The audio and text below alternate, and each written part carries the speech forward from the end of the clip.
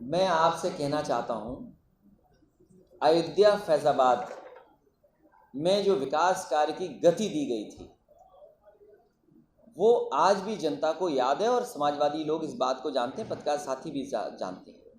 घाटों पर जो दिए जलाए जाते हैं, आप बताओ उन घाट को किसने सुंदर बनाया, लाइट किसने लगाई, घाट पर जो पानी वर्षों से नहीं आया था वो पंप किसने लगाया जिससे पानी बह रहा है वहाँ, और जो भजन स्थल शानदार बनना था। अब भारतीय जनता पार्टी का कमाल देखिए, अगर भजन स्थल आप देखें तो जो छत जो पड़ रही थी वो धनुष की तरह थी। तो जितनी समाजवादी पार्टी की सरकार रही, धनुष थोड़ा बन गया लेकिन उसका तीर गायब कर दिया भारतीय जनता पार्टी ने। तो देखिए ना, आप खुद सोचिए, यह है विकास भारतीय जनता पार्टी का। अंडरग्राउंड केबल किया, क्योंकि आंधी आए, तूफान आए, बिजली चली जाए, कम से कम आंधी तूफान आए, बिजली ना जाए। और आपके बिजली में सुधार क्या किया? कोई बड़ा सब स्टेशन बनाओ तो बताएं। ये जितने विधायक हमारे समय थे ये जानते हैं कितना सब स्टेशन बने, फीडर चेंज हुए, पुल बने, और परिक्रमा मार्ग पर जो प्लांटेशन हुई है। आप ही हमें बताओ, चलो हम कुछ भी कहें, पारिजात का पेड़ सबसे पहले किसने लगाया? पारिजात की पेड़ की उम्र किसने बढ़ा दी सबसे ज्यादा? अब इस पर कोई जवाब नहीं, क्योंकि समाजवादियों ने परिक्रमा मार्ग पर पारिजात पेड़ लगाए थे। और पारिजात पेड़ भगवान का पेड़ है। भगवान अयोध्या में भगवान राम जब आए तो उनके ऊपर पारिजात के फूलों से वर्षा हुई थी। लेकिन ये पेड़ कृष्ण से भी बहुत जुड़ा हुआ है, और ये पेड़ कृष्ण ही लेकर के आए, वो कहानी दूसरी है।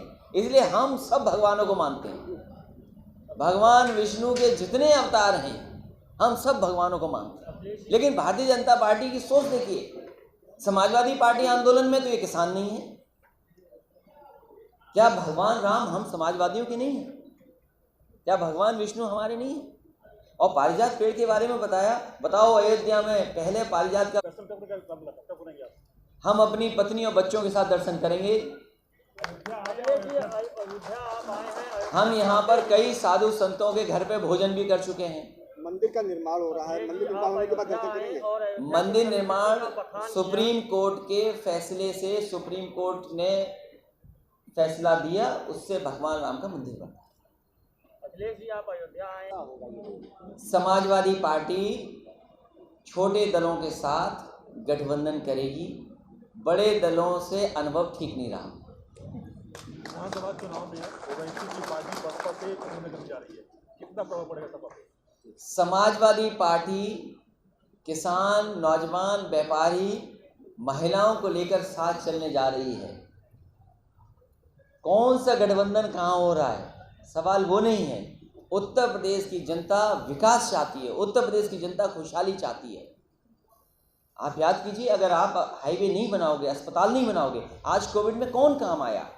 वही एम्बुलेंस काम आई जो समाजवादी पार्टी की देन थी, वो अस्पताल काम आए जो समाजवादी पार्टी ने बनाए थे।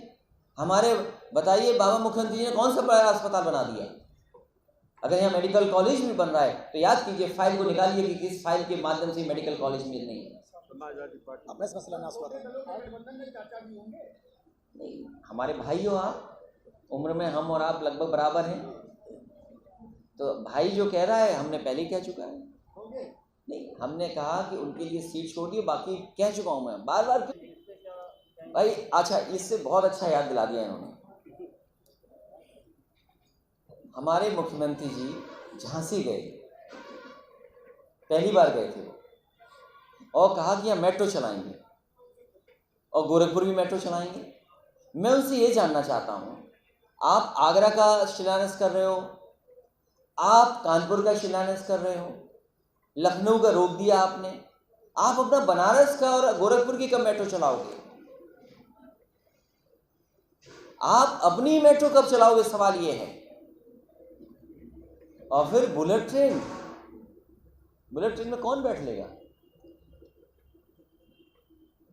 समाजवादी पार्टी आजम खान साहब के साथ है, उन पर झूठे मुकदमे लगे हैं, उन पर जानबूझ करके सरकार ने ऐसे अधिकारी पोस्ट किए जिन पर दबाव बना करके मुकदमे लगवाए, और वो अधिकारी वो हैं जो IPS लड़ रहे थे कि पैसा तुमने ज़्यादा दिया, हमने कम दिया, तुमने ट्रांसफर में ज़्यादा पैसा ले लिया। याद कीजिए, वो IPS को भेजा वहाँ पर और झूठे मुकदमे लगे। मुझे पूरा न्यायालय पर भरोसा है कि आजम खान साहब छूट करके आएंगे और समाजवादी पार्टी उनके साथ खड़ी है। अच्छा, थैंक यू सो मच। इतनी देर आप लोग इंतज़ार करते रहे, मैं धन्यवाद देता हूँ आप सबका।